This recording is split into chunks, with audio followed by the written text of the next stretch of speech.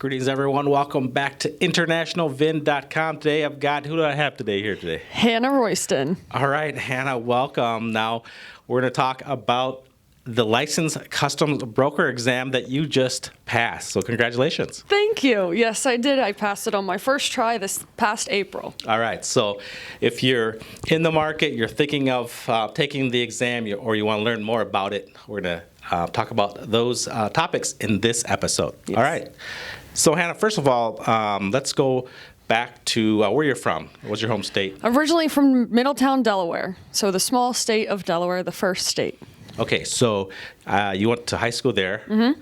Okay, so at that time, did you know about trade compliance or trade or anything like that? So I didn't really know about trade compliance. My dad grew up doing logistics. He worked for FedEx as a worldwide account logistics kind of manager. So he knows what I do, but not a lot of people know about trade compliance. So growing up, no, never thought about international trade, wasn't really a thought. Then when I went to college down here at Florida Gulf Coast University, I obviously changed my major to business and took a focus on international business. That was more stemming from I like to travel. I like to learn about different cultures. So that's why I took the international route. And then I stumbled upon Allyn International, and I was very grateful that I got the intern position here, and that's where I started with trade compliance. Okay, so that's pretty typical in the college years. I think most students are interested in business, travel, that type of thing, something kind of exciting. So you kind of went that route. And then you learned about Allyn International when you were graduating, and then you got the internship. So how did you kind of know about that or know about Allyn or? So I don't know. Obviously, when you're in college, you know you should take an internship. So I was just applying to all these internships, going to career fairs, and then I applied to this one because international business. I was like, wow, this looks nice. I was applying for a bunch of business ones, but applied for Allyn International. Had one phone interview, had an in-person interview, and then I got the internship in September 2023, I believe. So you were a senior when you got it, actually, or did you graduate already?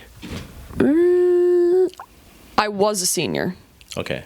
Yeah, I was a senior. Okay. I graduated May 2024, so I held the intern position for about 8 months. Oh, wow. That's pretty impressive. So as you were graduating, then you got the internship. So what is that exactly is Allyn International Trade Compliance for those that we have never heard? So Allyn International, we offer our services. We do tax, logistics, and trade compliance, which is what me and my fellow coworker Vin work in. What was the other question? My bad. I got carried away. What is Allyn International? What do they do? What is trade compliance? Okay, so trade compliance, we focus on international trade and making sure that our shipments of our clients, doing clientele work, making sure they're compliant with the international trade rules and regulations. Sounds easy. It's not. It's very complex. But yeah, that's just the basic gist of it, I would say. Okay, and then while you were doing your internship, you heard about the customs broker license. Okay, so tell us a little bit maybe about that journey. What did that entail, and what's that about? So when I was an intern, there was obviously multiple people in the office taking this huge exam. I was just an intern at this point, so I'm like, I don't really know what this exam is. It's not for me. I'm just an intern. I'm not going to worry about it. But all these other people in the office are stressing over it. And then obviously I got the position to be full-time with our company, Allyn International. And I never really thought about taking the licensed customs broker exam. But I knew one day I probably would want to, but it wasn't anywhere in the near future. I just graduated college. I didn't want to dedicate any more time to studying. But then come this past January, I had the interest meeting in the LCB, and then I did have someone come up to me and say, Hannah, I really think you should take this exam. I think you would do really good. I think I can see you being successful and passing it, yada, yada, yada. Me, personally, all I need is someone else's confidence. So as soon as this person talked to me and was like, I think you're very, I can see you being successful, I was like, okay, sign me up. I'm ready. Let's do it. So that was kind of how I got into it. After our interest meeting regarding that licensed customs broker exam, I was going to wait until October 2025 to take it. But then once I had a fellow coworker say to me, I think you're very qualified to take this exam, I said, okay, let's do it now. So. Okay. All right. So maybe talk a little bit about the in-house training program that Allyn offers its employees. What's the framework? What does it entail? So our interest meeting was in January. And then I think we had like a week and a half to decide if you really wanted to sign up for it. Signed up for it. We had to order our textbooks. We do it through this program called LTS, which is very good. I like it, honestly. Yes, it could be old school, but it gets the job done. It gets straight to the point. And then through our company, Allyn International, they sponsor us to take this exam, which I'm very grateful for that opportunity as well. We do once a week sessions that go over like different questions. We take the practice exams. So once a week sessions with everyone who is taking this exam, each go around. So twice a year. And then our mentors here at Allyn also offer like one-on-one individual coaching sessions that we could talk through personal questions or questions that we weren't able to tackle in the group meeting. So that was really that. I liked the setup a lot. It was more of each weekend we would take a practice exam, so a 4.5, 5 hour practice exam. And then Tuesday the next week, we would all come together and we would go over each question that like most amount of people missed. So say question 1, 8 people out of 12 people missed it. That's one we would hit in our weekly sessions. And then outside of that, you can go to there's plenty of mentors here that would help you outside of it. So then that's where you could talk about each question that you weren't able to go over in the group setting. All right. So let's talk a little bit about the actual study material. You mentioned LTS, which is Logistics Training Systems. Mm-hmm. So what is, what do you get for, and then what's the pricing and all that? So obviously taking this exam is huge. Like whoever signs up to take it, it's not a joke at all. When you order your materials through LTS, you're going to get 50 pounds of paper in the mail. No joke, 50 pounds. So that comes with one box just for your harmonized tariff schedule. So chapter 1 to 99, it's all there. And then you're going to get your textbook. So this covers the most covered chapters in the 19 CFR. You have your references little book, your workbook, which is practice questions, and then your CFR, which is 3 separate books. So that's 7 books in total, I believe, plus your HDS. So it's a lot of papers that are coming in the mail all at once. Everyone says when this comes in the mail, don't freak out. This is normal, which it is normal. It's a lot. You need it all, so make sure you keep it all. And yeah. Then you start hitting the books. Yeah. So then you start hitting the books and you're like, oh my goodness. But the number one rule is even the people at LTS would send out emails weekly. They were very nice. And as soon as we ordered our materials, the one lady, I forget her name, but she sent out an email like, your books are on the way, but you need to make sure not to freak out when they come in because that's where you're going to put yourself for like failure. Because you just need to familiarize yourself with the materials that are all in front of you. And that's honestly what the exam is about as well. Mm-hmm. We should talk a little bit about what the exam is. How is it administered? What does it involve? How long does it take? How many questions? So what is the passing score? Mm-hmm. You can go over a little bit about that. So the exam is offered twice a year by Customs Border Patrol, once in April and once in October. It is a 4.5 hour, 80 question exam. So you have about 2.5 minutes for each question. You have to go to your closest port to take it. So here we are in Fort Myers. We either go to Tampa or Miami. In April, I did decide to go to Miami, and they either offer it at like a testing site or a hotel. In Miami, I did it at a hotel, which I really liked the space. It's kind of hit or miss. You're either going to have a lot of space for all your materials or not a lot of space. So when you are studying and taking your practice exams, I would very recommend changing up your environment so you can get comfortable with different environments because you don't know what you could be stepping into when you take the real exam. Yeah, good point. We also should say, too, that the pass rate is actually really historically low. It's about 15%. Some years it's 5%, 7%. 12%. And so it's a high failure rate. Most people take it 2 or 3 times before they eventually pass. So that's a pretty neat thing that you did on the first try. Yeah, so I was very lucky to be able to pass on the first try. The pass rate of the exam I took in April 2025 was actually 30%, which after taking the exam, I don't know how that is possible because I did not think I did that well.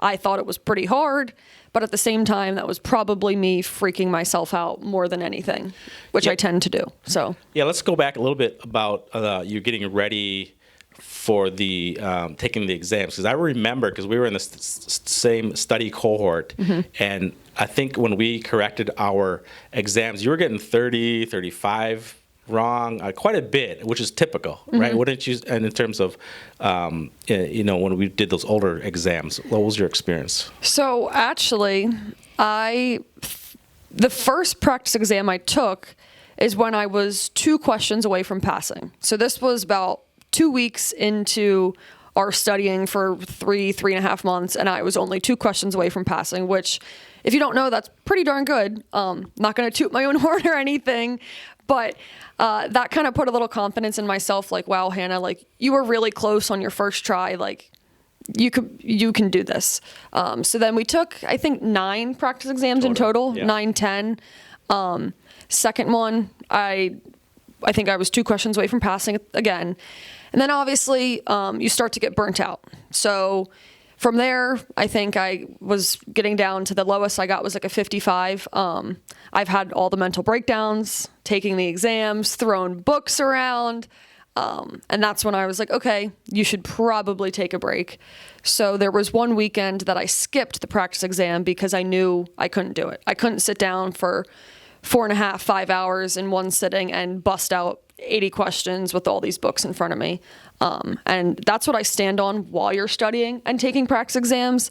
I know when I'm going to burn out, and if I burn out and crash out, it's not a good thing. So I balanced the studying and my real life and like my mental health and all that very well, obviously. So that's kind of where I'm going with this. Okay, so let's go over your study schedule. You know, you're younger, you're in your early 20s, so you don't have a family and all that to deal with. So what did it look like, your schedule, for those 3 or 4 months? So obviously your books come in. Your first step would be to tab all your materials. That's what your instructor, if you have an instructor, would say as well. So tab all your materials, your HTS. That's rule number 1. Throw in a TV show, tab them. Then after that, you would first dive into your textbook. So the textbook, I think, has about 35 chapters. So started with those. My personal study schedule, since I don't have a family, I'm 22 years old, I don't really have that many responsibilities. It's not like I have other people to take care of other than myself. So that was pretty easy to come to work each day, go home, and then I probably studied each night for an hour to 2 hours. Granted, again, I keep saying I know when I'm going to burn out, so that may have not been every night. I would say I probably did it 4 out of the 5 weeknights. I studied an hour to 2 hours every night. So I have a roommate and we have all these materials, so I would just lay on my bedroom floor and study, so my materials weren't out in our common space together. And that's kind of how I did it each night.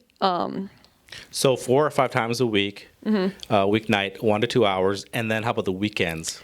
So the weekends, we would, as a group, our Allyn International study group, and our instructors, they would advise us to take a practice exam. So that includes your 4.5-hour practice exam, 80 questions, where you're really locked in. You're acting as if you're taking the real exam, which is scary, not that fun. But so there's, on your weekends, 4.5 hours taking your practice exam. I was the type of person to, after every practice exam, I would sit there, you grade it, and then you're like, okay, why did I get this one wrong? Where can I find the right answer? So on top of the 4.5-hour practice exam, I probably spent another 2-3 hours doing all this. So I would probably do some of it after the exam, go home, I would take a break the rest of Saturday, Sometimes Sundays I would take a break, not even look at my materials either, but other times Sunday night I would go back into my materials and be like, okay, why did I get this one wrong? Because then on our weekly study sessions with Allyn International on Tuesdays, we would like go over this and talk about it with everyone, so I'd want to be prepared for that. So you really put in the time and effort. Yeah. I wish I kept an actual log of how many study hours I put in, because I know it was well over 100. Because if you're thinking, okay, 4.5 hours for 10 weeks, or probably longer than that, it's over 50 hours, plus all the weeknight time that I put in studying.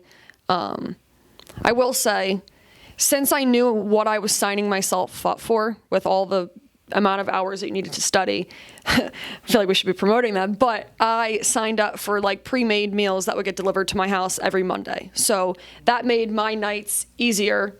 Again, it's only myself, so I signed up for Factor meals and got 5 meals delivered every Monday for like the course of 3 months, because I knew I wouldn't really want to be cooking dinner while I had to be studying. All right. Okay, for those that don't know too much about the exam, so what is some of the subjects that you're tested on? So you are started off with probably like an entry summary section. So that's anything about entering goods into the United States, your 7501. And then most of the time you'll have a practical exercise. So this could be anywhere. You can look, this past exam's practical exam was about alligator skin and cowboy boots from Italy, which that was like thrown in. I was like, oh no, but I think it turned out well. And then entry summary or practical exercise. I'm drawing a blank. You're gonna have to help me. Broker compliance. Yeah. There's foreign trade zones, free trade agreements, Valuation. classification. Classification's huge. Yeah.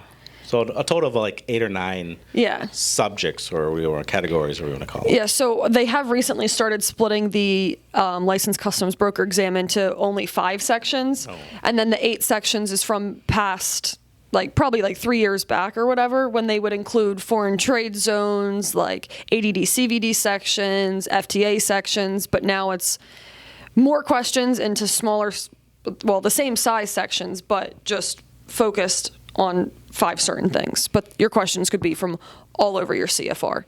Okay, so you took the exam on 23rd of April.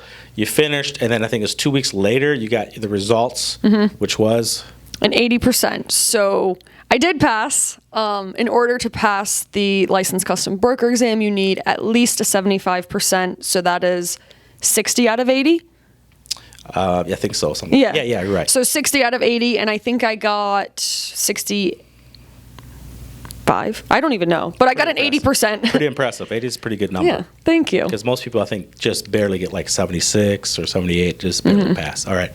Okay, so then what's ahead now? What happens, like, in terms of your application? What have you heard? What do you have to do? So then you get the notification that you passed the exam, and then you have to apply at a port. So the closest port to Fort Myers is Tampa. So the port officer manager person up at Tampa will send you an email and say, this is everything you need to apply for your your customs broker license. So I put all that together, obviously your application form, and then it's credit reports, birth certificates, passports, recent employment history. A lot goes into it. So I sent that off to Tampa about 2 weeks ago. I still have yet to hear back. Then after this, I will go for an interview to Tampa to get fingerprints and I think they ask some basic questions. And then after that, wait. About a year. Yeah, wait who knows how long to get my actual license. So about 6 to 12 months, they're saying you should get your official license in the mail, assuming that everything passes, like you know, your application, the committee recommends you, and all that stuff. But I'm guessing it's going to be over a year, as we still have fellow coworkers waiting to hear back after they passed their exam last April. So. Okay, so then someone might be wondering, well, what can you do being licensed? Like, what's the advantage, benefits, etc.? So being licensed, I think, is huge. Because say I'm a trade compliance specialist now, but in order, like when I get my actual license, you could really go anywhere. Everyone that has a trade compliance department really would prefer a licensed customs broker over someone that doesn't have it. It's good to have your license. You can do stuff legally now. Like, I mean, I work for trade compliance now, but having your own license benefits you a lot. The oyster's kind of yours. You can go anywhere. All my family has told me that if you pass this exam, like, you can go anywhere, Hannah. Like, it takes you far. Even coworkers here, Carlos told me that. Yes. So, yes, it'd be very impressive because obviously you can stay here and do well, but if you decide to leave, let's say 3 to 5 years, and then there was a position and you have your license, most likely you could probably lead that department because you have the license, you have the, you can get the permit, you're official, and then so it shows that you have a level of knowledge, of trade knowledge, and you've got the license, so it looks at a higher tier versus someone that's just starting off, that doesn't have that background. And then along with that is like pay increases. Yeah, that's huge. Yeah, so like if you left in 3 to 5 years, you could make a much higher salary at another company that really needs a licensed customs broker. Yeah. So that is true. So that's obviously a pro too, but it will lead me to a lot more opportunities out there. Especially since I'm only 22 and I have this license now. We're just going to see where my career goes from here, and I'm excited for it. So yeah, that's impressive. All right, before we close out, 1 or 2 tips for those that are thinking about it or ready to take the exam. Tip number 1, don't burn out. Know your limits with how much you can study and before you burn out. As I said, I did dedicate a lot of time to studying, but I also dedicated a lot of time for me. I still hung out with my friends. I still went out on the weekends to events with my friends and family, traveled around a few hours just up north to see my parents. So I wasn't really, as much as I was locked in on studying, at the same time, I still enjoyed my personal life. So make sure you have a good balance between work, life, studying, everything else that comes in between it. Tip number 2, this could be kind of easy, but try to stay calm. Don't freak out. During the exam? Yeah. Okay. I mean, all of it. During the exam, obviously, definitely you don't want to freak out. I think I was close to it, but I know when you only have 4.5 hours for 80 questions, you don't have the time to freak out. You don't. So just make sure that you're really prepared for what you're signing yourself up for. I think I already said in this podcast, but it's a lot that you're about to sign yourself up for. So be prepared to kind of, again, maybe not have a life for 4 months because all you're doing is studying. So yeah, it's definitely a time commitment. Yeah. I mean, you really have to want it to get it. You really just can't do it like, I'm just going to willy-nilly do it. You're most likely not going to pass. Yeah, exactly. Like our work here says, be ready to dedicate at least 100 hours to studying in order to pass this exam. And 3 to 4 months of focused study. That's all you're doing. Really. Okay. Thanks, Hannah. I really appreciate that. And good luck to you. And Thank you. Thanks again. Thanks for having me. Thank you. All right.